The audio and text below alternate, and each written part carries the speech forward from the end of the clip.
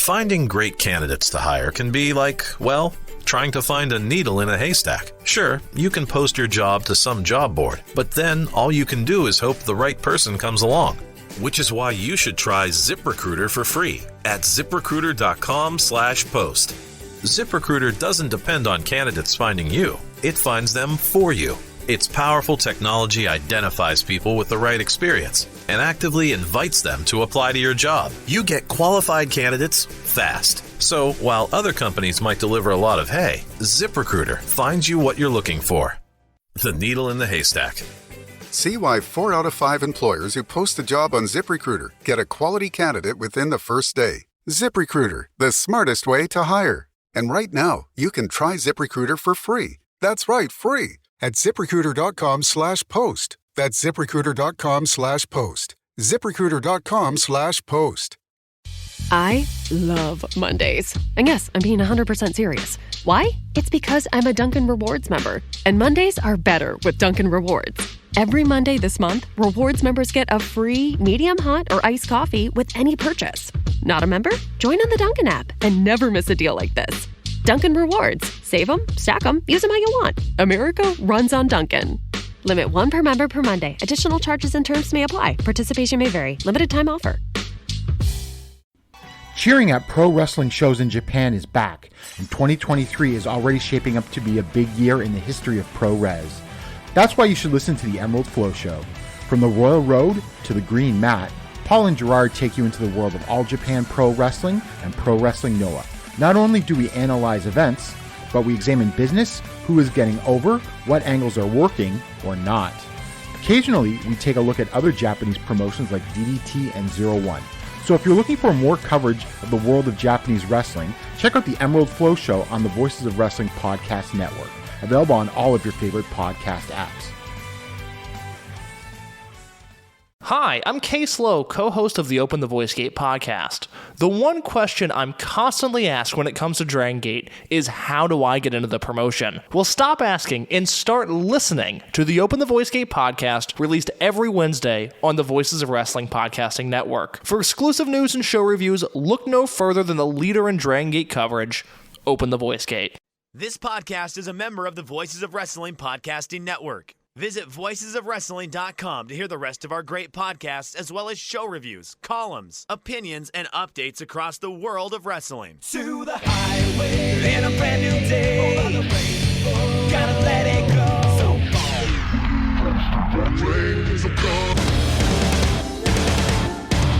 Fast to finger down. Dance tonight together. Kill everyone is thinking.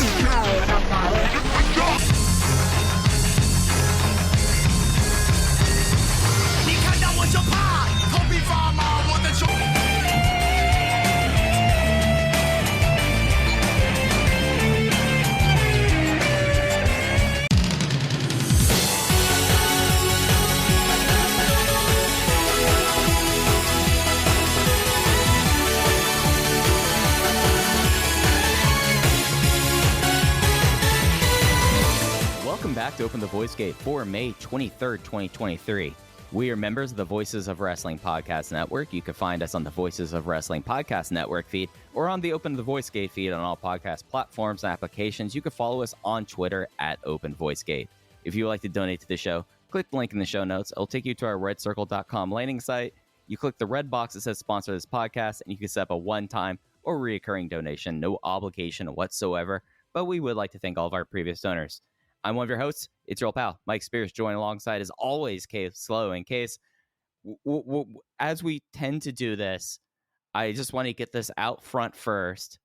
Game 3 is about to happen. Stars versus Knights. Who do you got? I'm going to continue riding the wave of the Golden Knights. I enjoy this team historically. Since they've only existed for like 5 years, I've always enjoyed this team. I think they're going up 3-0 here. Disgusting. The only correct choice is the Dallas Stars on home ice, getting closer back to it. As a long-time Dallas Stars defender, I'm sickened by this. What did El Belfort do to you? I don't know. Nothing. Can I throw another impromptu topic your way as a fair warning for people? we're going to take a minute to get to the Dragongate here. Not a lot of positive thoughts to go around in this podcast. Can I throw a different topic your way now that we've done our 30 seconds of ice hockey talk? All right, we've satisfied our Toronto overlords. What do you got? Are you caught up on not HBO's, but Max's hit series, Barry? My man, I this has been one of the most insane, like I think this season of Barry is up there.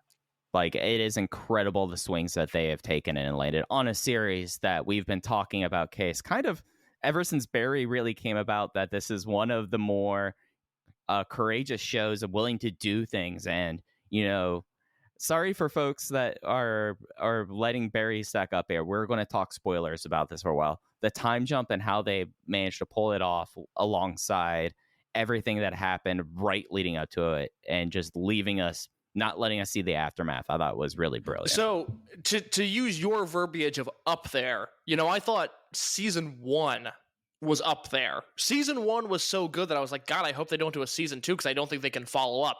And then I thought season 2 was even better. And then season 3 was better than season 2. And we're now in this hellish vortex known as season 4. We have 1 episode left. And it has been, because I did not watch The Sopranos in real time. I have not seen Breaking Bad. I am not a dork. I did not watch Game of Thrones.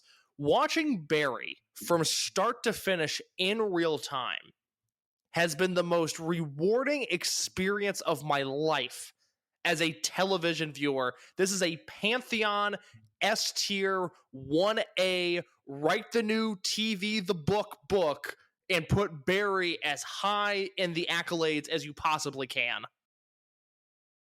And it's something that, you know, each season I feel like that there's a different actor on the show that I'm drawn towards for that season. Yeah. The first one's NoHo Hank in season 1, right? I mean, Anthony Carrigan was just a force of nature, you know, just coming out of this. And then when you got into season 2, that was when we were getting into the weirdness of Gene a little bit. Sure.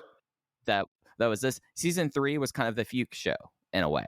Interesting. Okay, I'm curious to see where you're at on season 4 then. The most fascinating character this year, and especially since the time jump, is Sally. Okay, yes. So I think I enjoy so much of Sally's season 3 work, but that I would give her that season, and I would shift season 4's focus to Fuchs, because I was talking to a friend over the weekend about, like, his entire show arc of just flipping at a moment's notice and siding with whoever needs his help at that second has been so entertaining, and I'm so glad that is where we're at in this show. But Sally in season 4, the depth that she has gone to, Open the Voice Gate, famously a non-horny show, but Sally with dark hair unlocking something I didn't know I wanted. It has all been perfect. Absolutely not hyperbole, perfect with her. Case, when I relaunch DG USA with Ho-Ho, when we get this when we get this all going, I'm going to make sure that there's going to be a show in the Metroplex, of course. You know, Spears Territory is back live again. And you're going to come down to that, and I'm going to make sure that you can go and get your fill of the the diner waitress, because I feel like that this is happening into something. Oh my God! I mean, look, I enjoy to steal a line from Everlast. I enjoy some white trash. Beautiful. Now I'm, of course, happily linked up at this point. Mike and I were talking off the air about, you know, Kobe World has famously over the last few years, Kobe World's been very inconvenient for me with my work schedule. It's always during one of the busiest weekends of the year because it coincides with Lollapalooza, which I have to deal with my shoot job. And this year, Lollapalooza was moved back a week into August, and Kobe World was moved up. And then I was looking at my calendar, and I was like, son of a bitch, I am on the road Kobe World weekend again, this time visiting my girlfriend's hometown. So I don't know if I'm at a stage in life where I can take you up on said diner waitresses, but 1,000,000% absolutely something that if circumstances were different, I could see myself making many terrible mistakes in that environment. It's something with Kobe World. Like, not only did somehow it get changed to much earlier in July that you were going to be out of town, it's the morning after my birthday. It's every year without fail. it is the most inconvenient weekend in July. Whatever that may be for whatever reason, it's always like, oh, that's World Weekend? Why? Why this weekend? Yeah, no, and it's something that it's always in July, but I just feel like somehow in the middle of the summer, as the Vegas nights I was just already about to are say, by the way, making Knights me up pay 1-0. Yeah, a minute 11 in the first period. It's something that I just feel like that July is such a packed month. Maybe It's Suns Out, Guns Out month. It's Japanese wrestling, not the focus. It's Suns Out, Guns Out. Yeah, no. Not to go completely on Barry, but one of the things about that time skip, you brought up Fuchs and his propensity to flip on everyone. He is left in a state before the time skip where there's no one there for him, and he comes out the Raven. And the relationship he has with I guess it's his wife and stepdaughter. Is that the relationship with the two women he has? Not clarified. Not clarified. Just kind of like I make a point. I watch Barry live as it airs. I put my phone down. It's the one show that I make an effort to pay attention to. And I'm not totally sure where those women came from. No, and I don't suspect over the last hour of Barry that's going to be. I don't think that we're going to get a nice bow tied on by Bill Hader and Alec Berg here about this thing. And I don't. And to be honest, I'm kind of glad that we don't, because we're now left with one episode left, and every basically card is on the table here, and they've set this up to be a fascinating finale. So to say that before I get your finale prediction, because I was talking to a coworker today, and I think he laid out what is going to happen, but I do want to ask: is your significant other a Barry viewer? No, she is not. Okay, has she ever seen the show? She has heard me talk about it a lot, but with the caveat of I don't even try to be like, hey babe, do you want to do a watch through of Barry because the finale week the finale season's coming up? I knew immediately this is not her thing. Okay, this is not her thing. So rookie mistake on my end. I'm over at my significant other's place. I had a 3-day weekend a few weeks ago, so I was staying the night on a Sunday into a Monday, and I go, well, I'm here. Let's take a pause from rewatching Modern Family. Let me throw on a new episode of Barry. And all she knows is Bill Hader. She's like, all right, give it a shot, whatever. And it is the episode in which the sand drowning takes place in. And so right before the time skip and the heaviest episode of the season episode of the season, the brutal execution at the end of the episode done by NoHo Hank, or I guess with NoHo Hank bearing witness. And we get through this enthralling episode of television. I mean, for people like you and I that have followed this journey for 4 seasons, the twists and turns that it took, I was almost pulling my hair out just going like, what? Normally Barry gets me with a twist at the end. This was a twist every scene that I didn't see coming. And the episode concludes, and I roll over, and I go, what do you think? And she just looks at me with this sullen look and goes, why did you make me watch that? That was awful. Why did you do that? I like the show. So we'll be with Memorial Day weekend being on tap. We'll be in that same position where I'll be watching the finale at her place, and she might even just hop to another room this time. So finale of Barry this weekend. Give me your thoughts. How does this show end? Well, I think at the very least, there is no saving Sally and John. I feel like John's life is over. Wow. Not physically, but the house of cards that Barry has constructed is going to completely fall apart because Sally, drivenly unhappy, understandably so, for the last 8 years, and having an alcohol episode, a hallucination as becoming an alcoholic has been the big thing for her coping with this, takes their son that is basically, would you say John's a hostage, basically an unknowing hostage? In the current situation that they're in the most recent episode, yes. Yeah, so, but I would say his life is as an unwilling but unknowing hostage. That's probably true, as a hostage to Barry's redemption arc. Yeah, so I just think that NoHo Hank is going to try to use Sally and John as pawns at this point. Can I throw a scenario at you? Okay. This is I can't take credit for this. This is one my coworker threw my way this morning. I think he's onto something. With the way the last episode ended, and again, spoiler, skip ahead 30 seconds if you don't want to hear it. I think NoHo Hank is recruiting Barry to kill Fuchs. Yeah, because Hank just wants to get back to his normal. Yeah, and I think there's a very good chance that there's a good chance that everybody ends up dead with maybe, I think Sally could kill off Barry in this finale, but I think the driving force of the episode is NoHo Hank recruiting Barry one last time to kill Fuchs, and then maybe Barry kills Hank and then Sally kills Barry. I think that's a very realistic possibility. So, as we're saying this, Gene's completely pulled out of the scenario I don't know here. Other than maybe a prison scene, I don't expect Gene to be in the finale all that much. I think they perfectly wrapped up his character by tying him into crimes he had nothing to do with. I thought that was the perfect send-off for him. Yeah, I guess, like, do you think that movie is real that they were doing?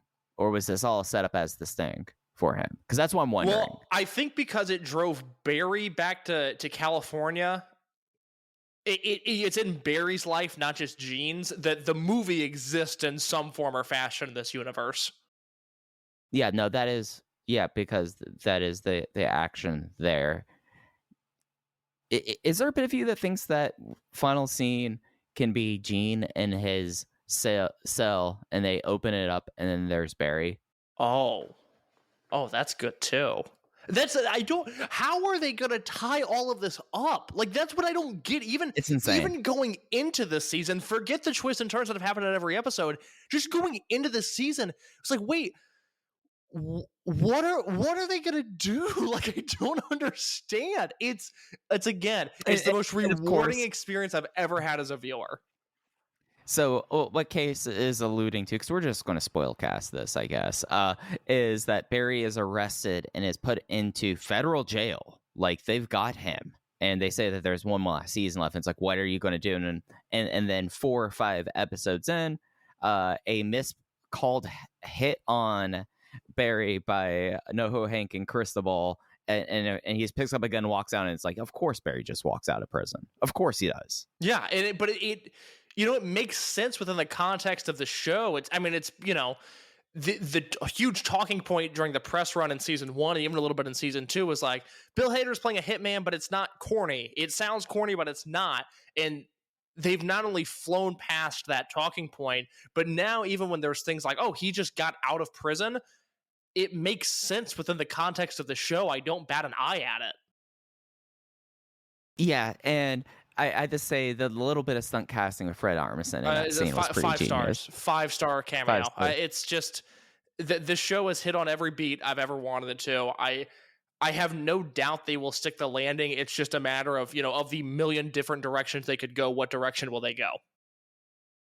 Yep. And speaking of directions and hitting every beat, not necessarily having that in Dragongate, we basically killed 15 minutes because it's time to talk about Hokkaido making sense of this week. In case was something that I was interested in seeing how this week would go without the auspices of King of Gate being around it and helping the cards. And boy, I hope they have good ideas for whatever King of Gate will be this year, because this show felt pretty useless, or this weekend felt pretty useless without King of Gate around. The only direction Dragongate went on this trio of shows was they dug their heads straight into the ground. Let me ask you a series of yes or no questions, if you're okay with that, Mike.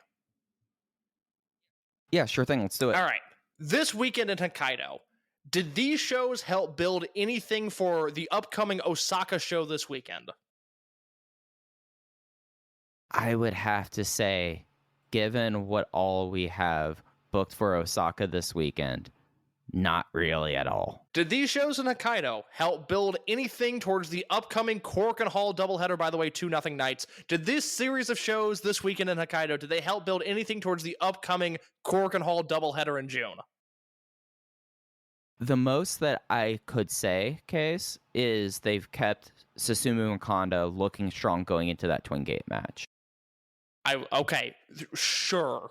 Final question. But go ahead. But I mean, that is solely because they picked up clean wins, whereas there was all kinds of shenanigans afoot throughout these cards. Very much so. Did this series of shows, 6 weeks out from the biggest show of the year, after last year, which was a box office failure, they need to have a lot of help this year to put some people in that building, a few thousand people. Did these shows help build anything towards Kobe World?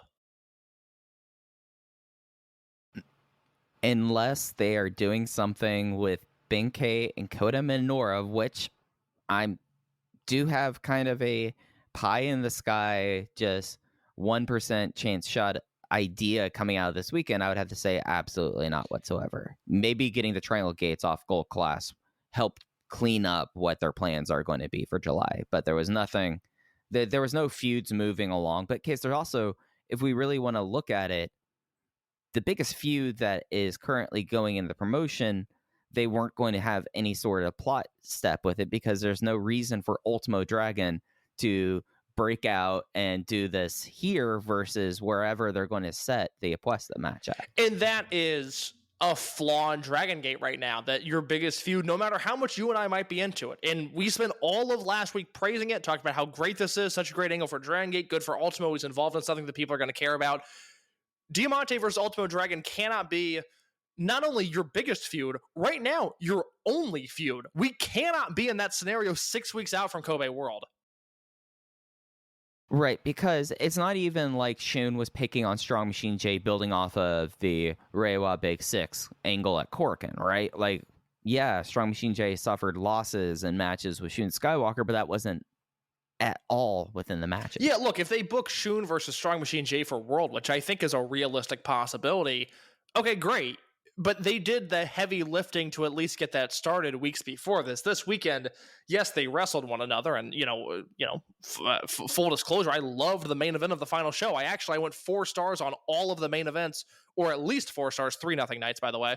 I went at least 4 stars on all of the main events on this weekend shows, but they were completely useless. I mean, to go back to the questions I asked you, I would say it didn't do anything for Osaka. It didn't do anything for Korakuen outside of, again, maybe you could give them credit for Susumu versus Kanda. And man, unless they really pulled the wool over my eyes and this is something that will make sense 6 weeks from now, I don't think they did anything to establish a Kobe World main event, a semi-main event for Kobe World, a match on Kobe World.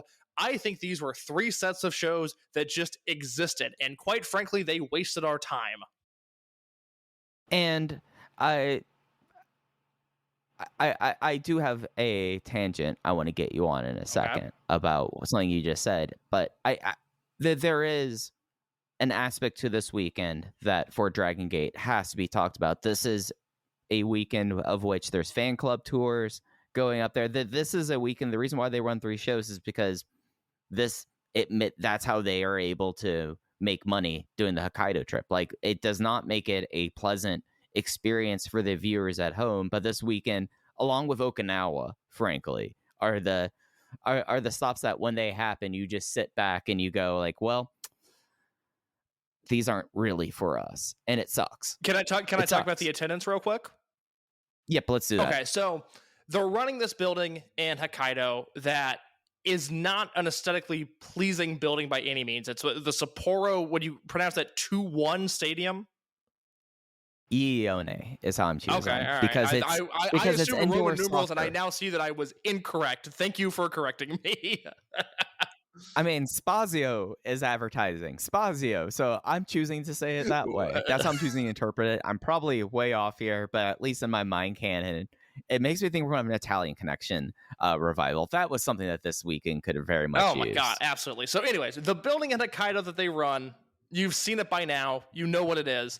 I like this building for the context of this discussion because they've been running this building since December of 2020. It's really only existed in the pandemic universe and now beyond. This is the first cheering shows we've gotten in Hokkaido since 2019, which is crazy to think. So what I did, because like Mike mentioned, they run 3 sets of shows here twice a year.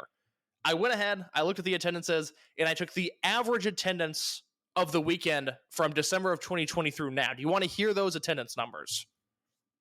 Sure. Okay, so December of 2020, this was highlighted by what was really the first weekend with Masquerade existing, even though they weren't officially Masquerade yet. 3 shows, average attendance, 259 fans. They come back in May of 2021 with a King of Gate lineup that has no Naruki Doi and no Benkei because they are out with COVID, but nevertheless, King of Gate 2021, they averaged 270 fans. A year later, 6 months later, December of 2021, mainly a show with a big Triangle Gate match, Eita, Hyo, and Kaito Ishida versus Big Boss Shimizu, Kzy, and UT that headlines the final night, and they jump up to an average of 325 fans. They return in May, another King of Gate lineup. This one, famously the Kzy versus Coach Minoura match to round out the weekend, and it goes up again, 341 fans.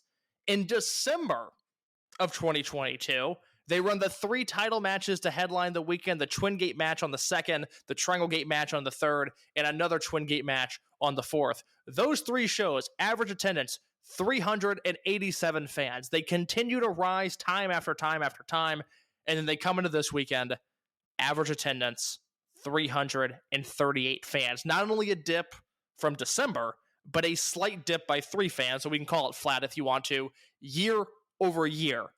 And I don't think that is a reflection of Madoka Kikuta. I don't think that's a reflection of guys not being over. I think it was a reflection of, on paper, this weekend wasted everybody's times. And the one argument you could make of the positive of this triple shot in Hokkaido was, well, they raised La Estrella's profile. And even then I would have to argue as to whether or not that's a positive or a negative. That was the big takeaway from these shows, and it shows in the attendance that this isn't like a Stardom thing where they booked 3 title matches and I was told that it was a show that actually didn't matter. These were shows that on paper looked bad, and the box office proves that in the actual results. And I wonder with some of that is, so the big thing about these weekends, and it's been patently clear if you watch these shows over the last 3 years, is that these shows are about BxB Hulk and Kzy. They right? beat you over the head with it unmercilessly. And it's something that, you know, BxB Hulk, original Big Six. Kzy, incredibly popular local hometown guy. It's hard to get to Hokkaido. You can't really do like one day as a part of your Sendai loop. It doesn't work that way. You have to kind of do it that way. So you make a whole weekend out of that. That makes sense in 2020. That definitely makes sense beforehand, like 2019. 2023, it's the generation shift that's happened. It is something that I am glad that they were able to do BxB Hulk versus Kzy night 1 in front of hometown fans. But this might, I don't know if doing 6 shows a year in Sapporo as hometown things makes sense going forward. I am so over BxB Hulk being pushed on this weekend specifically. And look, he wasn't bad. Like, BxB Hulk hit the notebook twice this weekend. I can't knock him too much, but it was so in your face. It was like the WWE subtlety hammer when they don't have the ability to do anything subtle. It's that in Sapporo and Hokkaido with BxB Hulk. It's just like, he's not a main eventer anymore. And we, for some reason, this weekend and 1 weekend in December, he's the guy. You'd think it's the BxB Hulk promotion. And I don't feel like, for a promotion that acknowledges hometowns better than any other wrestling company in the world, I don't feel like they are this extreme in any other market. No, they're not. And it's something that, so I went Notebook night 2, main event. I thought that was an excellent Triangle Gate match. Night 3, the 3-way, really finished hot, got it over the line for me, 4 stars there. I was only 3.5 on Kzy versus BxB Hulk night 1. And you know what it was? You know what really knocked this match for me? What was that? Hulk can't do it. You know, it was he was hands and knees like 6 minutes into the match. Yeah, look, I mean, the same thing happened with Yamato versus Hulk for the Dreamgate belt 2 years ago. I mean, I think the BB Hulk experiment in Gold Class has worked out far better than anybody thought, because when he turned, and that was in January, I said, okay, well, they'll get mileage out of this through Champion Gate. They'll get 2 months of, hey, this is fun, new combination, new unit, fresh coat of paint. And then after that, I'm sure I'll be sick of it.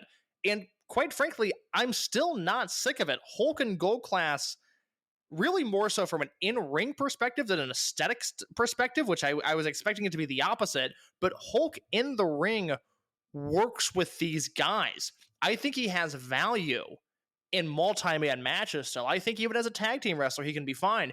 Kzy versus BB Hulk, I awarded 4 stars to, and awarded is the term I'll use.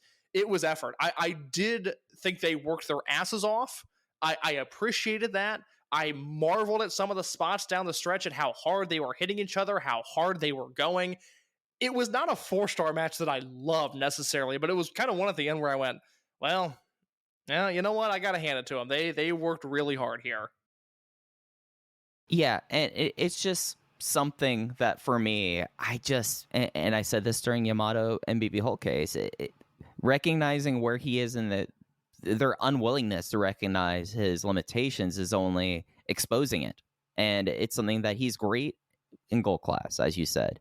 Having him as a third or a tag team wrestler, he is still great at that. But it is something that when attendance is down, as you laid out, and as you look at how Hulk is and how the company is going, and I don't know if the company can justify too much doing these weekends like that anymore. I can't offer an opinion there. I'm not really sure. At the very least, it's a market that still, you have to go there because Kzy is from there. It's a market that not a lot of other companies hit, and that is in favor of Dragongate, as we've seen with the influx of trainees coming from small towns all over the country. They come to Dragongate because Dragongate came to them. I still think it's valuable there. I am ready for a new direction on these shows, though, and whether that's in December, again, removing BB Hulk from the equation. If they go back to a May King of Gate next year, I would prefer Hulk not be in any of the main events, because look, we talked about it with, what was that, Gate of Destiny? Was that the show that he and Yamato headlined, or was it Dangerous Gate? Do you remember? It was Gate of Destiny because it was Minoru at Dangerous That's right. Gate. So Gate of Destiny attendance was down, disappointing number. Here, again, this is a weekend that largely built around BB Hulk, and a lot of these shows have been. The only feather in his cap that he has is the final December show from last year, December 4th, 2022. They did 451 fans for Hulk and Kai versus Kzy and Shimazu, and that is to date the highest attendance that has been put in this building, I think, for any company, because I know Dragongate runs here, I know GLEAT runs here, I don't know if anybody else does, but 451 to my knowledge is the high mark.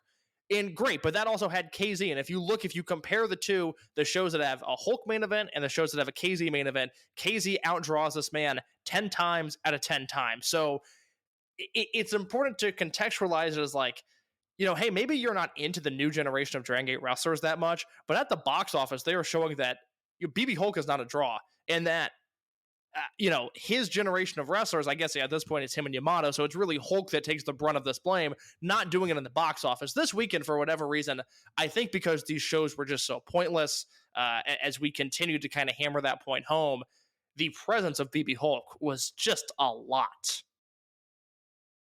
It was just kind of ever present with that case. And so GLEAT does run here, and that is something we wanted to touch on. They ran, I think it was a week before, 2 weeks before. It was G Pro Volume 52, right? Volume 52, yes. It was the Sunday before, May 14th. Yeah, so GLEAT outdraws Dragongate here. And to be clear, GLEAT did 278 fans for that show, which was headlined by a G-Rex title match, T-Hawk versus our boy Czech Shimatani, and that outdrew specifically the first show of this weekend. GLEAT did 278, Dragongate did 256 with Hulk versus Kzy on top. Yeah, and there's a reason why GLEAT goes too.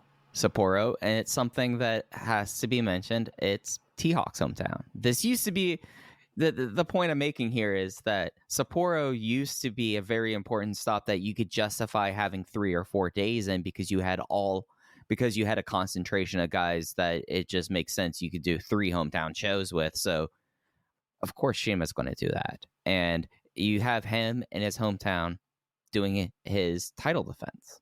So I would hope that it outdraws in that context the first night.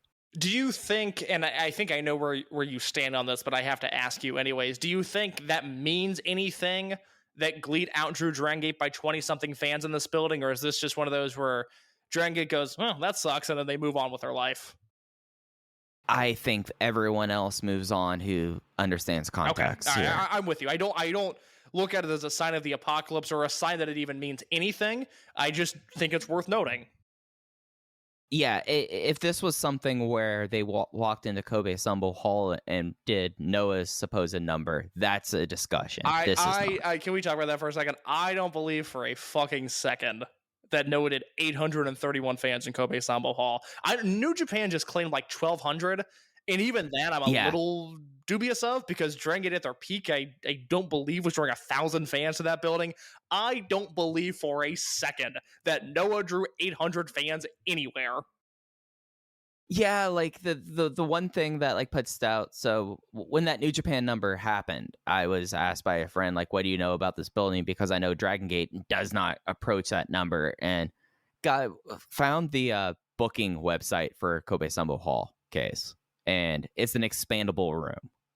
But Noah just like, I can't tell if that's noise or something. And with Noah's attendance, there's enough red flags there for me for that number to draw my interest. Yeah, I don't see it on Wrestle Universe, which is frustrating. But if you look at the card, I mean, main event is Kano and Soya versus Kano and Suwama for the All Japan tag belts. I look, nice little match. I'd like to watch it. Do I think it drew 891 fans to a building in a city that Noah I don't believe has historically ever done well in? No, I do not. Nope, that's entirely fair. So should we talk about my crazy tangent now or no? later? Give it to me now. I had one big takeaway from this weekend that this is my 1% one, like my honest opinion on what happens at Kobe World at this point. Yoshioka versus Kakuta makes as much sense as you've laid out as anything. My second thing, do you think they might 6-way it? Ugh, I don't want that. It looks like that you have now Strong Machine J and Shun. You have Shun. Probably, I mean, there's an argument made that they might want to run that back. Shun, okay, Kakuta 3. Let me stop you there. That was my takeaway coming out of this weekend was, are you sure we just don't do Shun versus Kakuta again? Because that I would be okay with that. Yeah, like that was a thing that I was noticing or I was feeling was like the Big Six idea was just like, okay, there you have your nice like stamp. Like not only is this the new generation on top here, and you have people like Kota Minoru, Benkei, Shun Skywalker that have done Kobe Worlds before, so it's not as weak as it appears on paper to have Strong Machine J suddenly main eventing Kobe World. But Shun Kakuta 3 just seems like that it might be a case of us just all overthinking it, and it's just like, yeah, no, just run it back.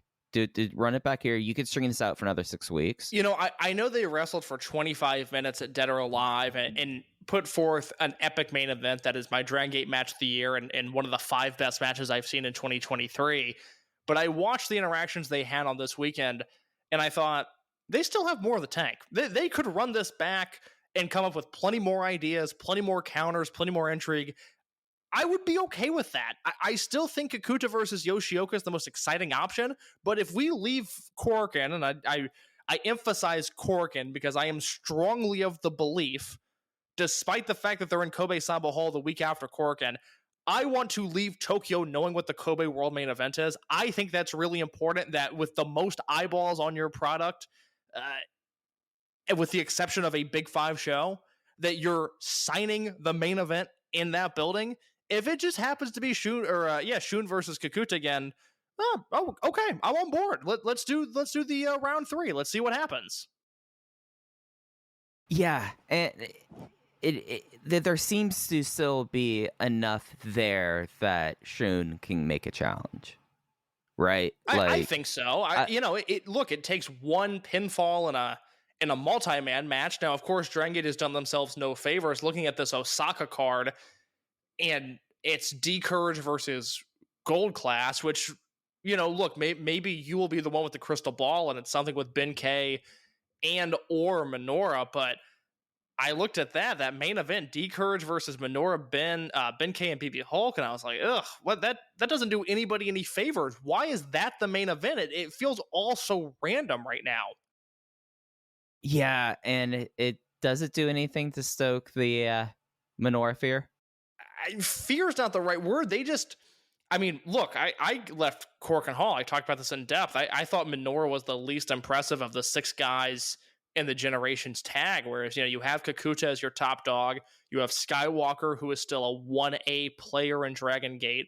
Strong Machine J has a story. He's climbing up the ranks. Yuki Yoshioka is in an incredibly interesting position where he's lost a bunch this year. He's no longer the top guy in his unit. There's reasons for him to be angry. There's reasons for him to side-eye Madoka Kakuta. That's all there. Ben K has cooled off from last year, and Coach Minoura, again, 6th most interesting guy in a group of 6 people. I would really have to see a Herculean effort to get either of them into a position where I go, okay, they can headline Kobe World, and I feel good about it, both from just a story standpoint and, of course, from the box office as well. Yeah, I look at this there, and we're talking about, okay, things are so muddied in that division that other than Hulk, I look at that Osaka main event, and it's like, oh, Ben spears Kakuta out of his shoes, pins him, and goes chicky, and there we go. But by that same token, can somebody explain to me what happened with Big Boss Shimizu? Is he not challenging for the Dream Gate? Like, I don't get that. I thought certainly it would be Vibes versus D-Courage in Osaka. Shimizu shot put slams. If you want to make it Dragon Dia, great. If you want to make it Yoshioka, great. It could be Kakuta, great. And then they set up the main event for Cork and Hall there, but he's just in the semi-main against Zebrats. Did Big Boss Shimizu not make it known that he wants to challenge for the Dreamgate belt? He's not headlining Kobe World. Yeah, and it's something where maybe it's because Hokkaido 3 shows, nothing happened, was that they knew what kind of weekend it is, that they just decided that we revisit this in Osaka. Like, that's the only thing that makes sense to me about Shimizu's position right now, or given the last few weeks. Like, Shimizu, them figuring 3 shows doesn't matter, let's move on and deal with it in a town that we haven't run in a couple months. But that's terrible logic, because look at what Shimizu, again, I'm not crazy, right? He ended Cork and Hall cutting a promo, making it seem like he was challenging the entire generation, and specifically just by wrestling logic, he was going to wrestle for the Dreamgate belt. That happened, right? Nope. That definitely was the last thing that happened in a Dragon Gate ring in Tokyo. Okay, so first show, he's in a 6-man with M3K, and then it's him, Strong Machine J, and UT. And with all due respect to M3K, this happened last year. Junior got hurt in June. He got hurt right after his debut, and it just became 3 old guys doing things again. And holy shit, does this unit lose a lot when Mochizuki Jr. is not there. So you have a nothing 6-man tag. You have the main event of the second show where, yes, Shimizu wins the Triangle Gate belts. Great. It's against Gold Class, so it doesn't really do anything in terms of him possibly challenging for the Dream Gate. And then you have this main event where he's in the ring on the final show with D-Courage. He's wrestling Kakuta. Their interactions are great. Shimizu, I thought, was taking that match more seriously than he normally does. He actually looked like the killer that he used to be. And then Strong Machine J is the one that's pinned. And I'm not sure where we go from here. I'm not sure what happens to Ryo Saito from May through July that makes him lose all drive and focus, but we're now entering a position where we were in last year. Granted, we don't have the albatross that was Coach Minoura hanging over our heads yet, but we're still in this position where we're 6 weeks away from the biggest show of the year, and we're doing shows just to have shows. And that is an issue of not having King of Gate here. because the scheduling and all of this, that if you have King of Gate here, you're building ultimately to, more often than not, the person who's going to be in the main event across from the Dreamgate champion. And you don't have that. And But can't one of these shows, I guess it would be the first show, instead of doing a pointless Hulk versus Kzy match, which did not draw, so you can't even say, well, it's the hometown, because it didn't mean anything to the hometown. Can you not do, Kzy, Shimizu, and UT, get the hometown guy in the main event, get Shimizu in the main event, and do them versus D-Courage? Can we not at least build to something? Again, I ask you, what did this weekend build to? It was a showcase for La Estrella, and he's going back to Mexico. It really makes us wonder. It really does. Case, I actually have someone at the door right now. Do you mind if I'll leave it recording? Yeah, I'll be right back. Today's podcast is brought to you by the BetStamp app, which is helping thousands of people win at sports betting for free. The same way travelers use Google Flights or Expedia to find the best prices, bettors can now use BetStamp to do the same. When you place a bet, the odds given by a sportsbook will determine how much you can possibly win. Even when betting on the same outcome, different sportsbooks will offer varying payouts, and these differences can be huge. Thankfully, BetStamp allows you to easily line shop for the most profitable odds across all sportsbooks. You can click on any matchup and instantly see all the different odds for game lines, player props, and even future bets. Line shopping is the simplest way to find an edge in sports betting and maximize your chances of winning long term. On average, BetStamp users win an extra $1,000 yearly just by line shopping. You can find the BetStamp app on Apple iOS Store, the Google Play Store, or through your browser at betstamp.app. To access all these benefits, sign up by using promo code VOW and start your journey to successful sports betting today.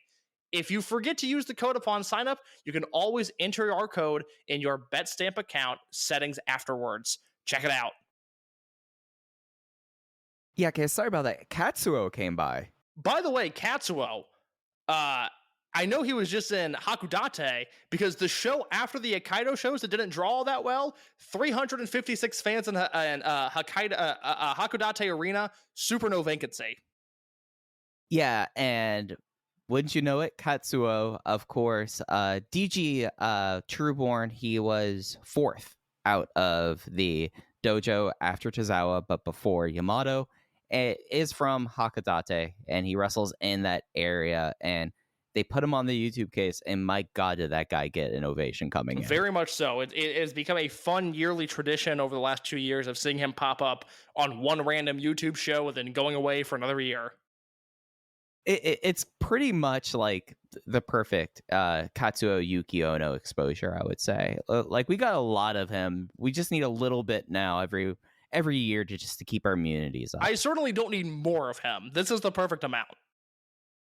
Yeah, no, they could still go up to Hokkaido, but the thing is that they can only do now 2 shows in Sapporo and 1 with Hakodate. And maybe if Katsuo, he used to be a bit of a troublemaker. If things go well with him, he can wrestle in Sapporo. I will say, speaking of YouTube real quick, before we get back to the shows that were on the Dragongate Network, the main event upload from the show on May 23rd was Diamante, Shun, and Hyo versus Kakuta, Daya, and Yamato. Very, very good match. I am glad that they're willing to throw Yamato in with the D-Courage guys now. He seemed like a part of the unit. He certainly didn't outshine them by any means. He fit in. They had good chemistry. I really enjoyed that match. I think it might be a generous 4 stars, but I'm going to give it 4 stars. Hey, given the week that they had in Hokkaido, we give them what they deserve, and maybe something on the back end of that tour, finishing out in Iwate, that they deserve a little bit of credit of this. We talked about the Triangle Gate match a little bit on night 1. Of course, Natural Vibes new champions Kzy, Shimizu, and Jackie Funky Kamei. That was not the only title match. Night 2, real quick, on the Triangle Gate stuff. Sorry to cut you off there, but just to be clear, no worries. That was night 2, and night 3 was the Brave Gate stuff. But Natural Vibes wins. It's Kzy, Jackie, and Shimizu, and a match you said you went 4 stars on. Yeah, JFK and BxB have a little thing going this weekend. Like we grasp at straws to find things that we really enjoy here. This was the first match of the weekend that felt like a legit like big match that they did smart work with Kzy taking the heat instead of JFK. I mean, working the hometown. I know Sapporo isn't a Betsu, but it's right next to it. But it really came down to this JFK and BxB chemistry. I would love to see a special singles match, not on a Big Five show. Just put on a cork and make it the cork and singles match between these two guys, because between this and the three-way match on night 3, I felt like that those two really, on a weekend where we are looking for anything, we had BxB and Jackie Funky Kamei, and I was really astounded by the chemistry they showed. So you hit on something that is exactly what I want to talk about, which is the chemistry between Jackie and Ben in this Dragongate match. And watching Jackie Funky Kamei continue to rise to the occasion, it really got me thinking about who are the best big match wrestlers in Dragongate. And I came up with a top 5 list. I'm going to give you my list so it gives you time to think about your list. But it really struck me watching Kamei that, hey, this is a guy over and over again. When he's put in a position that matters, yes, he's good in the cork and openers. Yes, he's, a rock steady guy in a trio. He can always be, a guiding hand in a match that needs a little bit of help. He's at that point in his career, 3 years into his career. But big match Kamei is something that I don't think you and I have spent a lot of time talking about, or at the very least branding in our own little universe. Not a lot of talk about big match Kamei, but it's a thing that exists, and it's a thing that needs to be discussed. So my top 5 big match wrestlers in Dragongate. I'll go 1 through 5 because I think 5 might be my hot take here.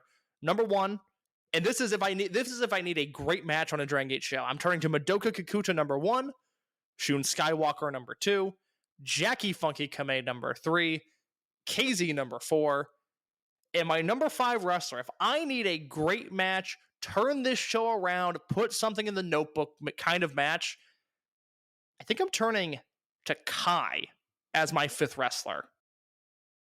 I like that. So I think currently my number 1 big match wrestler in Dragongate is Shun Skywalker. Just if you look at the last 4 years, he has been the person that if we really wanted to count up the COVID era, he's going to be the one that has the most 4.5s or better. After that, I was already thinking Kamei, but when you look at specifically the places that Kamei has shown, it's whenever there's been a title match. Yes. It's whenever he has been a focus. The feud he had with SB Kento in 2021. I feel like that people forget, he had a 5-star match at Kobe It was World my match of the year. last My match year. of the year last year. I didn't have to think twice about it. From the second that match was over, I knew that was going to be the best thing I saw all year. And when you really start thinking about that, I mean, other people that I would consider up there, I would normally consider Masaki Mochizuki up there. He would probably be my 5 because of the M2K Albatross now. Like, I know that if I see Susumu and Kanda and no Junior around, you don't know what you're going to get. You can't count on that anymore. So, Skywalker, Kamei, Kikuta, and you know who quietly had it, what I thought was the sleeper match of the weekend, and I almost went notebook on?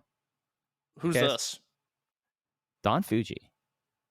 Interesting. Because okay, all right, explain.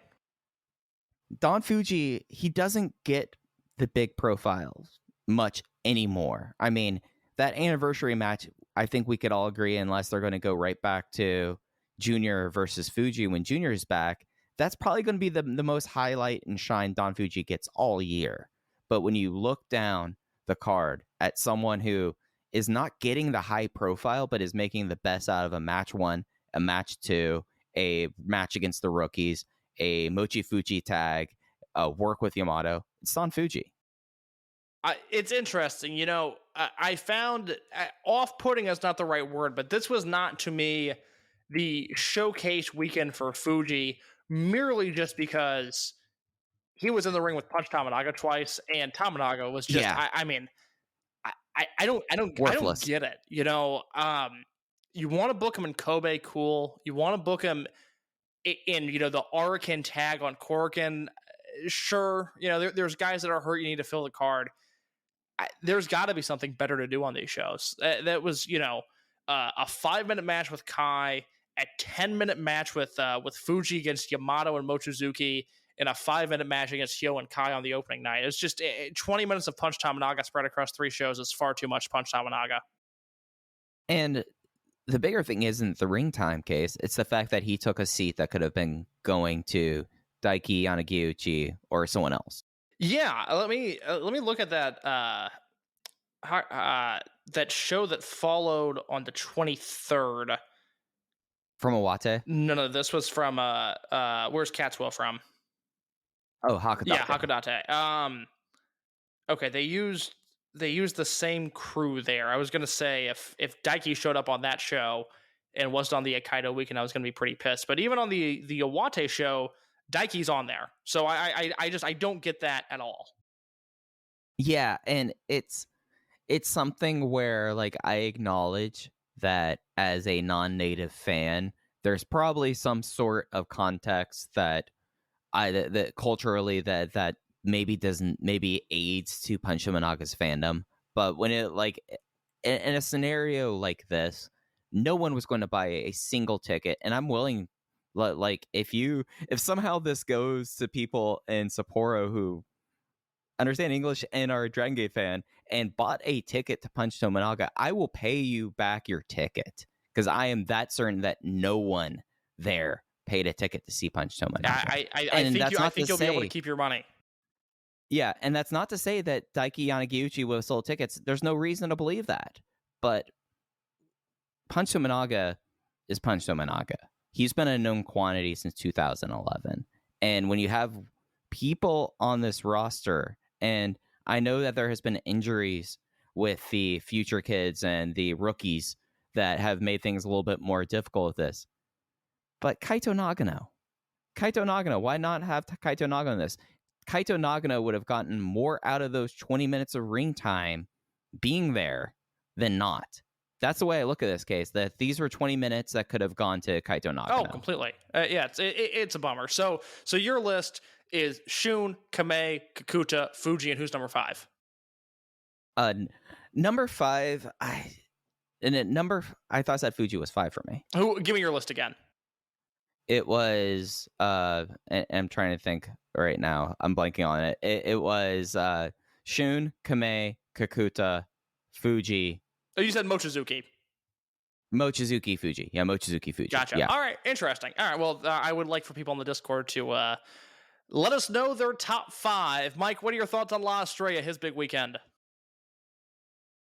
Finding great candidates to hire can be like, well, trying to find a needle in a haystack. Sure, you can post your job to some job board, but then all you can do is hope the right person comes along. Which is why you should try ZipRecruiter for free at ZipRecruiter.com/post. ZipRecruiter doesn't depend on candidates finding you. It finds them for you. Its powerful technology identifies people with the right experience and actively invites them to apply to your job. You get qualified candidates fast. So while other companies might deliver a lot of hay, ZipRecruiter finds you what you're looking for. The needle in the haystack. See why 4 out of 5 employers who post a job on ZipRecruiter get a quality candidate within the first day. ZipRecruiter, the smartest way to hire. And right now, you can try ZipRecruiter for free. That's right, free. At ZipRecruiter.com/post. That's ZipRecruiter.com/post. ZipRecruiter.com/post. The new Chevy Silverado HD puts you in command. Own strength with its enhanced available Duramax 6.6-liter turbo diesel V8.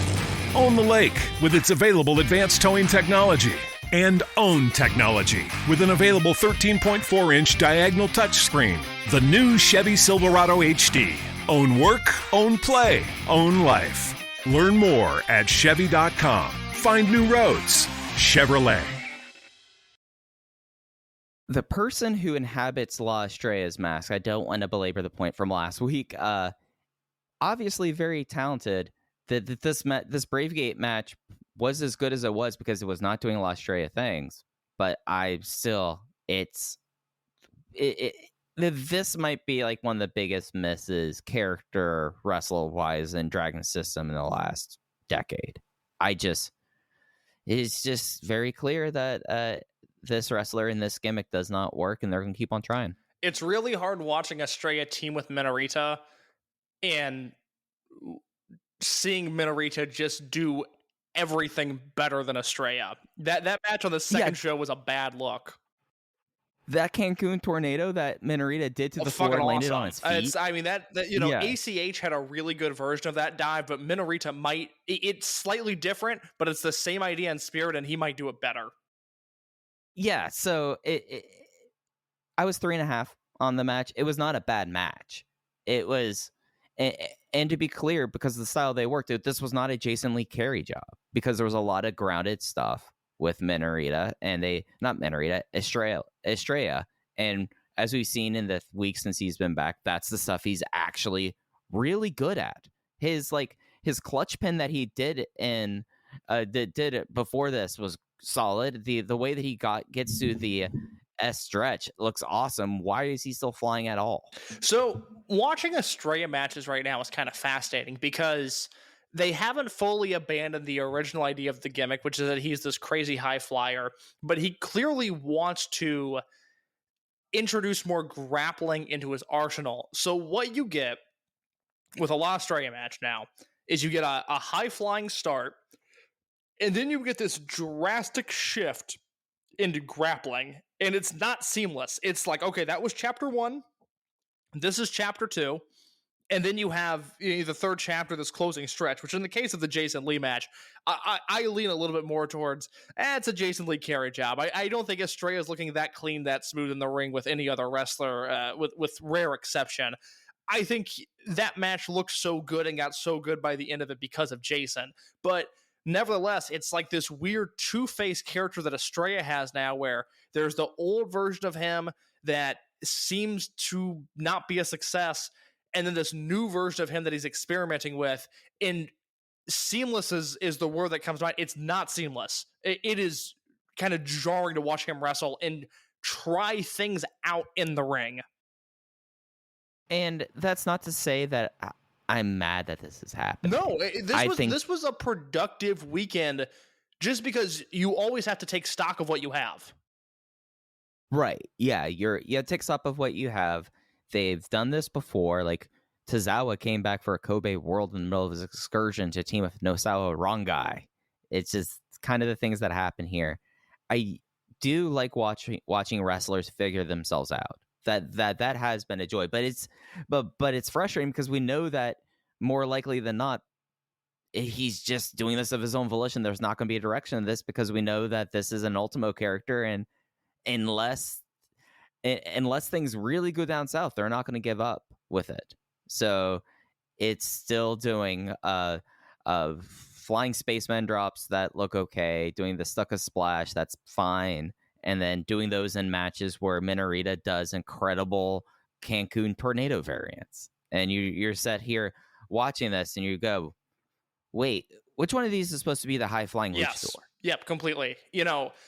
I think for as much bad stuff was that was on this weekend of shows, I think it's worth sitting down and watching Jason versus Estrella, because you can see, okay, this is what the La Estrella character could be. And maybe this is the peak, maybe there's a better version out there. But, I don't think if this was Estrella versus UT, somebody we both like and respect, I don't think the match is coming together the way it did. It's not happening with a Hyo. It's not happening with a Minorita. It's not happening with a Daya. I think Estrella, and this is good, they were showcasing their strengths and hiding their weaknesses. I think Estrella was put in a position to succeed wrestling Jason. By the end of it, the match I thought was very good. Like I said, it's worth people watching. But you talk about wrestlers, how exciting it is to watch them find themselves. And when it's Yoshiki Kato, who's still down with an eye injury, and it's Kaito Nagano, who was MIA here, even when it's Ryofuda, who we've seen have immense potential, even if his body is his biggest opponent, his greatest adversary, Estrella, you just kind of go, Oh, is that it? Is that all Estrella's got? Because that felt like the peak, and that was, that was good, but it wasn't up to the heights of a normal Dragon Gate wrestler. Yeah, and it's something that it's hard for me to like be indignant. It's hard to me to go like, well, how are you mismanaging this? Because it's just, I know that that we watched him figure things out that ultimately, unless cooler minds prevail and they go like, hey, he can keep the mask, he can stay he can still be Estrella, like, but let's drop. We've already dropped the alien aspect. We've already kind of made it clear that, like, yeah, that was a cute gag here, but like, let's let him be La Estrella, the wrestler, unless they like really just decide to perhaps unmask him, perhaps go like, all right, I'm going to be this. There's not really, at least for me, like emotional, like there's no reason for me to get emotionally invested whatsoever, because I know that this is a scenario that's not worth investing in. So, is there a realistic scenario in which Estrella goes back to Mexico, which is, by our understanding, where he's going to go? He goes back to Mexico, and the next time he's in Japan, that character is gone, and he's debuting as just another Japanese wrestler on the Dragon Gate roster? I would be really tempted to do that.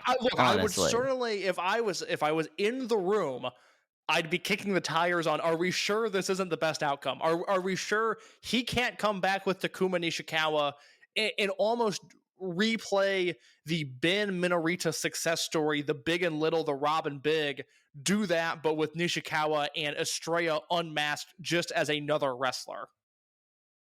Yeah, no, I mean, like, there's a lot of justification there. I mean, you could even like play this off like how UT. You can do this like kind of as like an homage to UT. That's, oh no, he left in the middle of the night, and then we stopped hearing results from Australia. We never heard back from him. He went to space. Look, yeah, he went to space. But look, Takuma Nishikawa is back, and he found a friend. It just seems like it's never going to get better than this Jason Lee match, and that's not to say that he's a bad wrestler by any means, but look, he shows a lot of talent in the things that he's trying out. Like, that's the sad thing about this case, is he actually might be pretty good at Yave. This was a weekend where, again, the most successful part of this weekend was they spent 3 shows building up La Estrella to a title match with Jason Lee, where I thought the crowd was fairly into it, and the match was very good, and Estrella showed a certain level of fire, and I just feel like this is the best it's going to get. Yeah, I don't think we're going to get another, like, Dead or Alive from last year, or 2 years ago at the very least. No, it's a really puzzling character, and the thing that I tried to emphasize to people, because we talked about this with the class of 2016, where there was Shun and Ben and Yoshioka, and all of a sudden there was this Katsumi Takashima kid, and there was Hyo, and we're like, oh my god, they have 5 rookies. This is incredible. And as we've gone through this next crop of guys, starting with SB Kento and Kamei, into the future classes, Riki Hashi, gone. Shoya Sato, gone. Who was the kid that debuted alongside Kikuta? Sora Fuchikawa, gone. We have all of these question marks surrounding some of these younger guys and where they're going to end up. And Estrella is somehow perhaps the weirdest of that group. Like, Riki Hashi was showing great potential. I loved the guy as a wrestler. I wanted to see where he was going to go. And he said, you know what? I don't want to do this anymore. And that somehow makes more sense than the entire career of La Estrella. Yeah, I'm just wondering what it is about the person behind the mask that ultimately decided, nope, you got to be this. This is your character.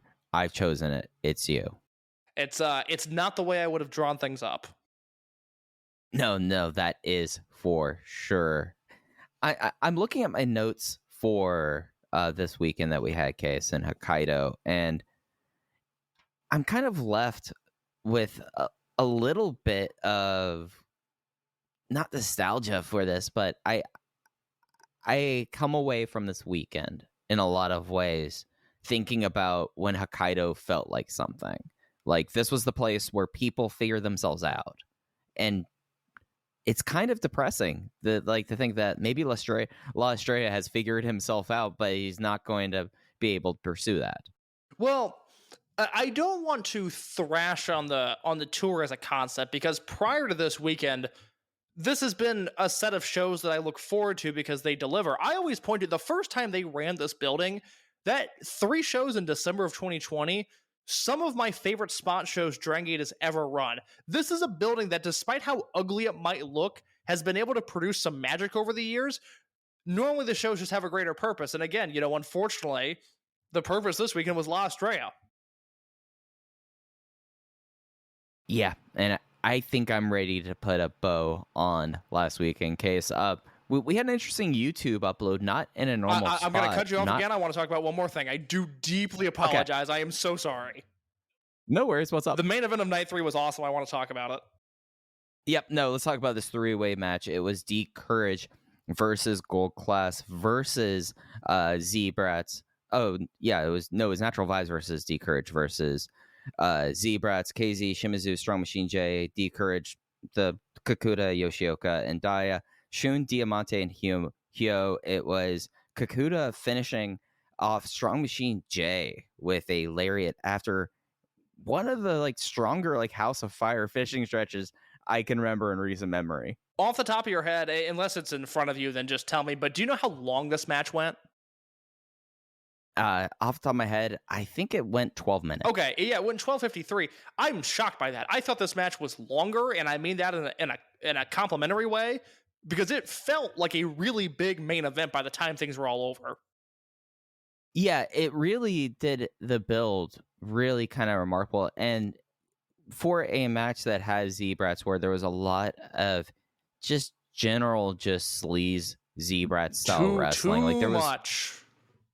There was at one point in the weekend where in 4 straight matches there were 3 crowd brawls, or across 4 matches there were 3 crowd brawls.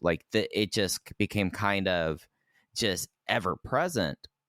I like the fact that they got that brawl out of the way, and then it shifted into the next gear, and it's really Strong Machine J is the person I want to talk about here. Go for it. Strong Machine J's booking since Dead or Alive, where he is that they've made it very clear that Shun Skywalker does not believe he is on their level and should not be a part of the Big Six. He is dropping all the falls here, and he's still firing up. And it's something that I think is going to be really interesting to see if they are going in that the Shun SMJ route, because that if we're really trying to pan for gold in this weekend, they've continued Strong Machine J's status as the 6th, and I thought they did that in a real fascinating manner in this main event, where he had his moments and he was going for big bobs, but eventually Kakuta just rolled him over in the closing stretch.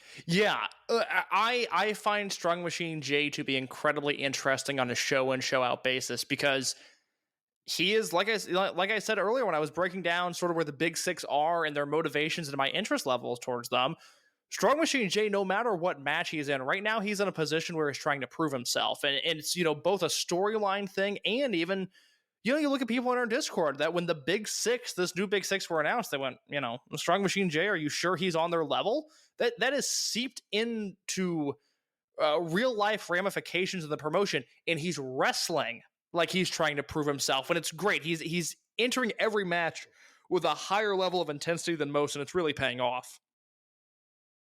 Yeah, and it was something where I felt like with him and Kakuta in that stretch that however they're going to get to Kobe World, if it's going to be Kakuta Shun 3s, if it's going to be a Big Six match or not, they have, I feel like, between these two, I feel like Strong Machine J has maybe his best chemistry within the Big Six with Kakuta, and I know that he already had his first challenge. I would love to see what a longer singles match between these two could be. I cut you off earlier and you were talking about that. Can you sort of walk me through your 6-way match idea? Is it a cage match, or is it just like a kind of, not to say a straight 6-way, but a straight 6-way? I think it is something that I don't think you can heat up in 6 weeks enough unless we get some real mass gripping, unless Strong Machine J, everyone is just going after that, and then in response everyone's going after Shun. you have to have the justification. They are now operating with the feud has to present itself. I don't think you can get the new Big Six there in 6 weeks. I feel really forced. I think it would do them more harm than good.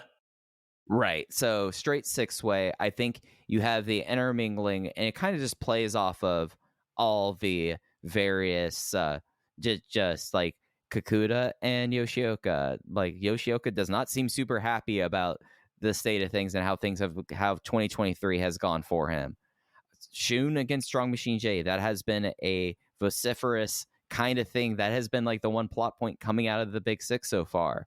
You have Benkei and Shun, how the way that they're linked, all the Mochizuki Dojo guys. You have enough intermingling there, and the fact that this is the big tent pole for the new era is going to be the first Kobe World after they declare this era, and you should put your 6 guys up front. I mean, you have enough people there that have main evented Kobe World that it's not a completely foreign and scary and untested main event. Yes, you are putting a 6-way in your biggest match of the year, but we've spent the last 3 weeks, Case, trying to figure out this main event, and unless a lot of sponge money is going into New Japan's pocket, this is the one that makes the most sense.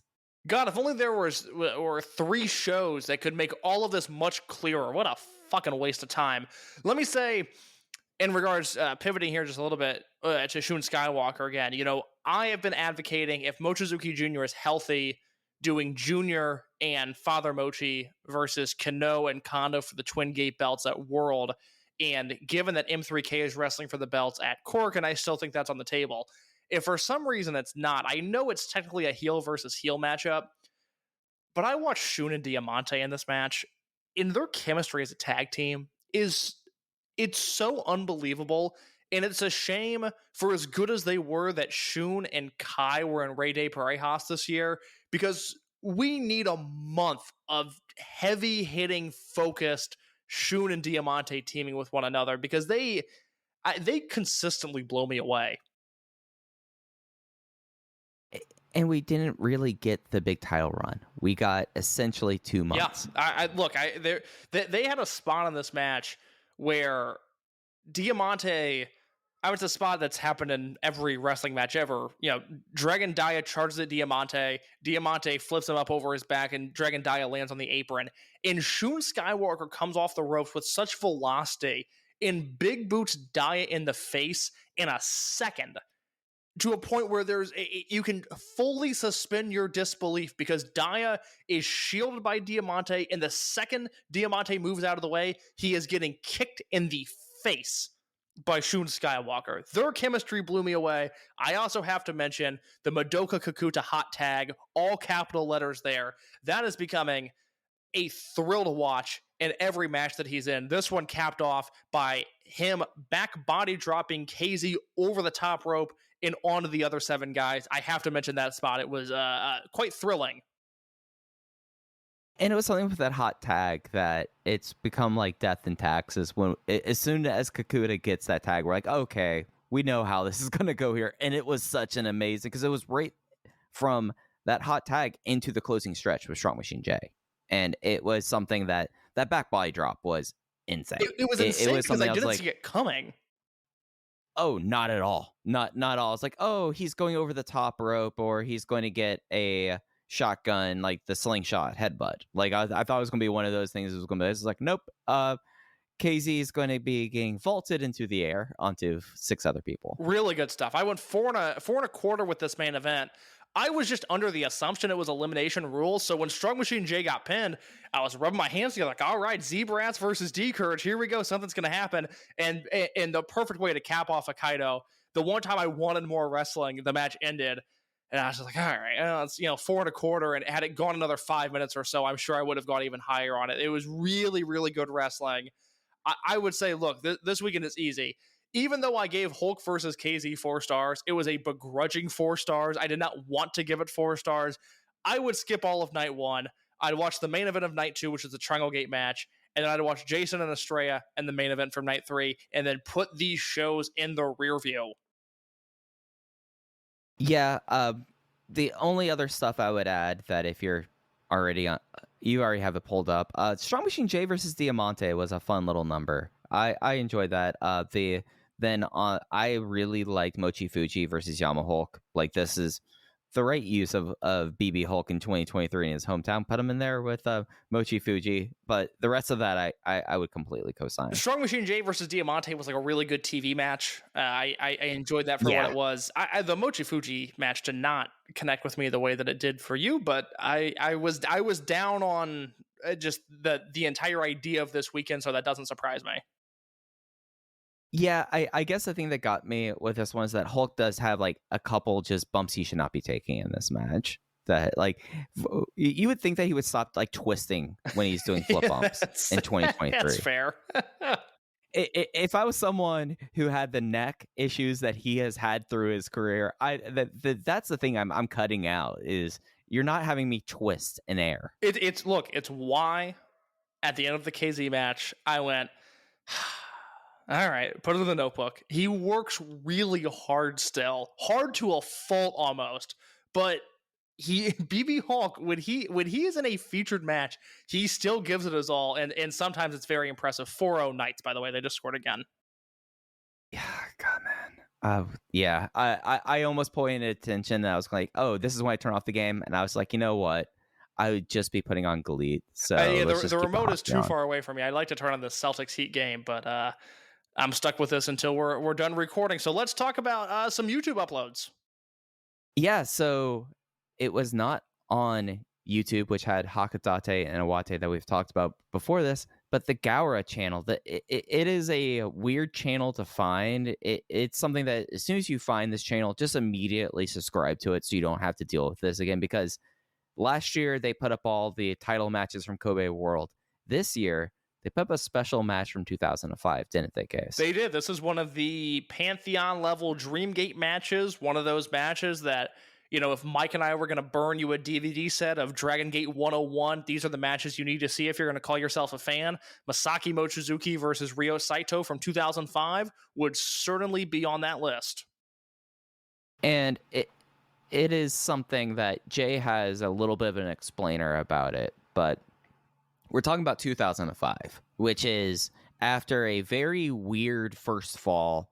You lose a lot of people as the calendar year. You have people that were also on the way out at this time. And Ryo Saito, for about a 20-month period, felt like that he took the bull by the horns and he felt like he was going to be the next thing. And it really kind of started a little bit before this Dreamgate match, but it was something that this was the match, like Case, as you wrote about with Rey de Parejas 2003 and the backslide and Genki Horiguchi. This was that for Ryo Saito. Completely. You know, if you ever watch Dragon Gate's 2005 TV in order, which, you know, I wish they had an over-the-top streaming service that would provide such a thing, but they don't.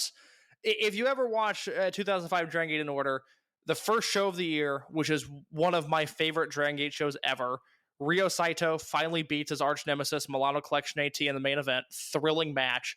And the rest of the year, the main event focus is Ryo Saito proving himself to be on the level of a Shima or a Mochizuki or a Magnitude Kishiwada, whoever it is. It's very similar to Strong Machine J's current story. And even though he loses this match to Mochizuki, he ends up pinning Shima in a singles match over the summer that when he wins, it feels like a monstrous deal. He, of course, becomes Dreamgate champion early 2006. It all kind of culminates there. But Saito versus Mochizuki, it's, you know, look, it's another great Masaki Mochizuki match. Just add it to the list. But it's a special match given the time and place, but you can still parachute in and go, God, this was great. And this YouTube upload, which we'll throw in the description of the show here, HD crystal clear footage, which the version I had of this previously was certainly not. And this match is full. It's not clipped. And I think we only lost, 2 or 3 minutes maybe in the airing that aired on Gaiora in 2005, but it's still nice to have this uncut and in full. Yeah, it's one of the things about Dragongate Gaiora, the Dragongate network and all that. It's so frustrating for me is, Case, remember when the Darkness Dragon and Dragon Kid Apuestas match got posted up there. And when it did, it was something that I think that whatever version of Absoluta Mente that I had, and here's the insane thing about me, okay? It's one of the many insane things about me, but I'll give you this one this week. I think I have 4 different versions of the Mask versus Mask match, and they are all, each time I try to find a new place that had it for the longest time. I was trying to find one that was a better resolution. I was hoping one that was not as deep in the generations of the VHS rips or tape there. And then they go and they post crystal clear video when they upload this here. And I think Jay talked about this on air on an episode when I asked them about this, but they have all the masters and Gaora is responsible with all the stuff. So it's not that this is an HD thing, even though there's a chance that they had HD cameras in 2005. Japan had HD cameras in the 90s, but the thing is that this is from the original master, so there's no degradation, there's no generational artifacting. It is crystal clear. It is just as if, Case, you were able to get the right cable to plug it straight in and playing it right from the tape. It is some of the stuff that I wish other promotions took the care to care about their history this way. Well, Gaora, as the broadcaster of Torimon and then Dragongate, they have the entire library and they took care of it. It's just piecemealing us this stuff, guys. Yeah, absolutely. So Saito vs. Mochizuki is now on YouTube, and as of the time everybody's listening to this, the debut of BxB Hulk, Hulk versus Susumu from, again, early 2005. That match was heavily clipped when it aired on TV in 2005. It looks like we were going to get the full version of that as well, so that's pretty exciting. Yeah, I wonder if they're going to have the whole like intro with Magnum and everything on it. It would be nice. I would like to see that. Yep. Case, we spent a lot of time dealing with some unhappy past Dragongate. Are you ready to look for the future to close out this week? Yeah, real quick. Can you hear that dog barking in the background? No. Okay, I'm going to lose my fucking mind when we're done here, because this dog does not live in my apartment building. I think it lives like a block away from me, and I hear it every night now, and it's going nuts tonight. Anyways, let's go through this Osaka show. Man, first I deal with the dog next door in my Airbnb. Now you have this one. This thing has a vicious, like it would eat a child bark to it. And I have such a low tolerance for dogs anyways. The only one I've ever liked is my girlfriend's current dog, and that dog is a sweetheart. She does nothing wrong. But look, you know me. Every other dog can kick rocks.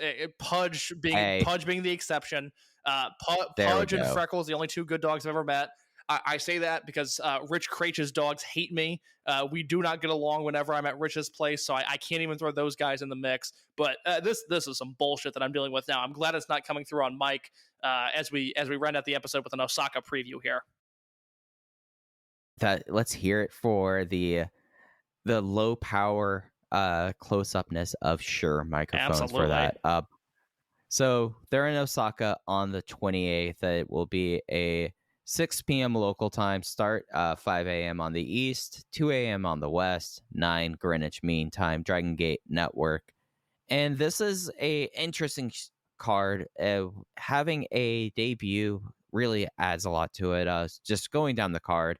Opener, Natural Vibes versus Unaffiliated, KZ, Jason Lee, Jackie Funky Kamei versus Don Fuji, Ginki Horiguchi, and Kagetora. Match 2, Takashi Yoshida and Problem Dragon versus Kaya Nishin. Match 3, Ryoya Tanaka's debut match, Yamato versus Ryoya Tanaka. Match 4, M2K, the original members of M3K, Masaki Mochizuki, Susumu Mochizuki, Yasushi Kanda go up against this fascinating, almost Shenen 2K team of Dragon Kid, Naruki Doi, but you also have Shuji Kondo there as well. The aforementioned Big Boss Shimizu and Strong Machine J versus Shun Monte is the semi-main event, and the main event is D-Courage versus Gold Class with Minorita. I told everybody in November, after the airing of the This Is Dragongate documentary that aired on Gaora, which is now on the Dragongate Network, pay attention to this Ryoya Tanaka kid, because It's an hour-long broadcast that highlights Dragon Kid, Coach Minoura, Yamato, Yuki Yoshioka, the stars of Dragongate, and they cut out a little 5-minute section for Tanaka. He's the only graduate from the class of 2023. He's the only debut they'll have this year. He's strikingly handsome, at least in my opinion, and he got a little feature in this documentary. He's wrestling Yamato in his debut match.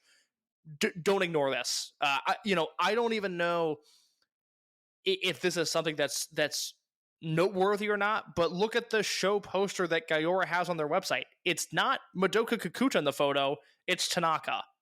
This is something that can't be ignored. I'm not saying he's going to be a supernova. He's not going to beat Yamato here. Let's all calm down with our expectations, but this is a kid that you can get in from the very ground floor, and I think you're going to be able to, and I think you should.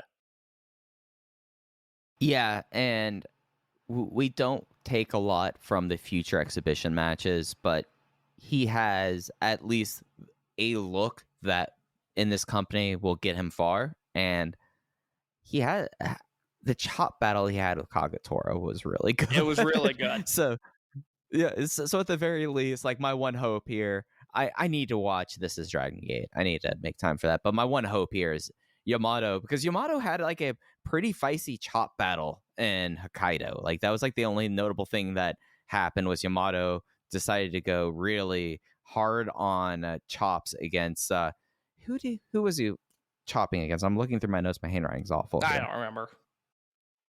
Yeah, but it's Ryoya Tanaka will be an interesting thing with this. I would really Big Boss Shimizu and Strong Machine J versus Shun Skywalker and Diamante. That match, I know we talked about how, like, what's the deal with Shimizu and what'd you do this last week with him and Strong Machine J.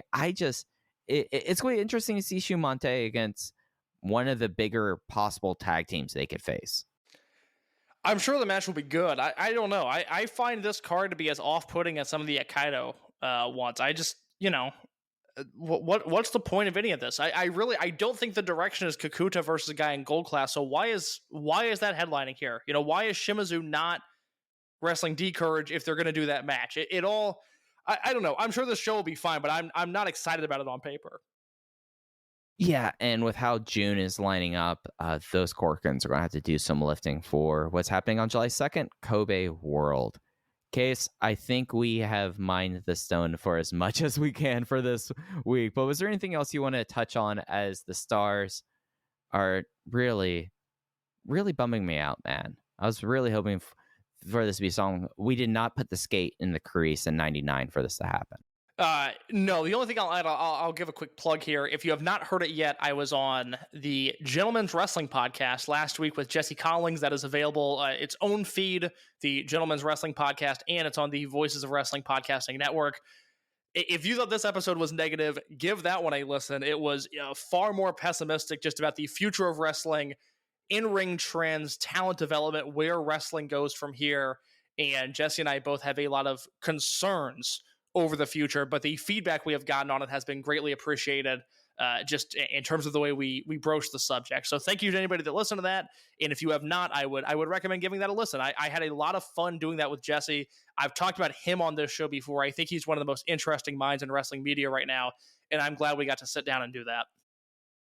Yeah, no, it is an incredible podcast. I saved it. I had to drive back, or I had to ride back and forth from a ranch this weekend, Case, and hearing y'all just light up people and light up the US indie scene I actually felt a little proud hearing that.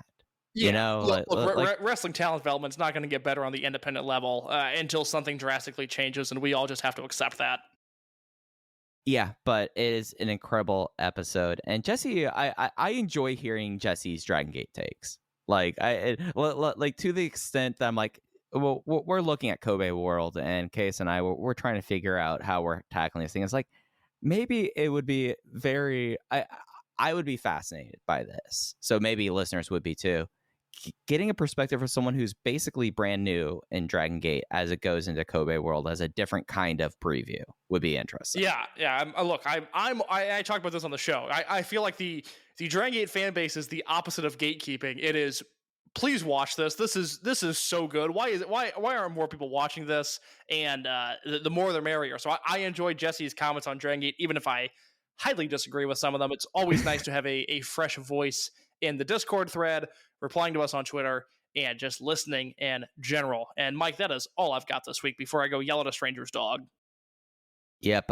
Speaking of that Discord, that's one of the best places to reach out, talk about the show. We have both a channel in the Voices of Wrestling podcast network a layer, and then also the Dragongate sub channel on the Voices of Wrestling Discord is probably my favorite place in history to talk about Dragongate, other than on a call with Case Low. So it's worth checking out that as well. We're on Twitter at Open VoiceGate. Case is at _InYourCase. I'm at Fuji Heya. That's it for Open the Voice Gate. Thanks for listening to us this week. If you get a chance, please go to Apple Podcasts, Google Podcasts, Spotify, rate and review. It's the best way for new listeners to discover Open the Voice Gate. But for Case, I'm Mike. That's going to do it for this week on Open Voice Gate. We'll be back with you next week talking about Osaka. Take care, everyone. At Kroger, we know the minute a tomato is picked, the fresh timer starts. The sooner we get our produce to you, the fresher it is. That's why we've shortened the time from harvest to home for our tasty tomatoes, strawberries, and salads. So no matter how you shop, you have more time with your fresh produce. Kroger, fresh for everyone. Save big on your favorites with the Buy 5 or More, Save $1 each sale. Simply buy 5 or more participating items and save $1 each with your card. Kroger, fresh for everyone. Finding great candidates to hire can be like, well, trying to find a needle in a haystack. Sure, you can post your job to some job board, but then all you can do is hope the right person comes along. Which is why you should try ZipRecruiter for free at ZipRecruiter.com/post. ZipRecruiter doesn't depend on candidates finding you. It finds them for you. Its powerful technology identifies people with the right experience and actively invites them to apply to your job. You get qualified candidates fast. So while other companies might deliver a lot of hay, ZipRecruiter finds you what you're looking for. The needle in the haystack. See why 4 out of 5 employers who post a job on ZipRecruiter get a quality candidate within the first day. ZipRecruiter, the smartest way to hire. And right now, you can try ZipRecruiter for free. That's right, free. At ZipRecruiter.com/post. That's ZipRecruiter.com/post. ZipRecruiter.com/post. Do you love wrestling? Do you love All Elite Wrestling? Make sure you check out the good, the bad, and the hungy here on the Voices of Wrestling Podcasting Network. My name is Tyler Fornes, and my co-host Fred Moreland and I discuss all the happenings of All Elite Wrestling across the universe, including when they make trips overseas. We talk about Dark, we talk about Rampage, we talk about Dynamite, and everything in between, including Tony Khan and his both brilliant and confusing booking. Make sure you check us out. We drop our shows on Thursdays to make sure that we keep up with Dynamite and make sure we give you all the current happenings in All Elite Wrestling. Music. It's not just part of our daily lives, it's part of our wrestling fandom as well, and it has been for decades. That's where this show comes in. Music of the Mat, the podcast devoted exclusively to the music of pro wrestling, hosted by Andrew Rich. Hey, that's me. Each episode delivers a different topic with a variety of great guests, fun conversations, musical analysis, and of course, a heartfelt pun or two. New episodes drop every other Tuesday on Apple Podcasts, Google Podcasts, Spotify, or your podcast app of choice. Check out Music of the Mat only on the Voices of Wrestling Podcast Network.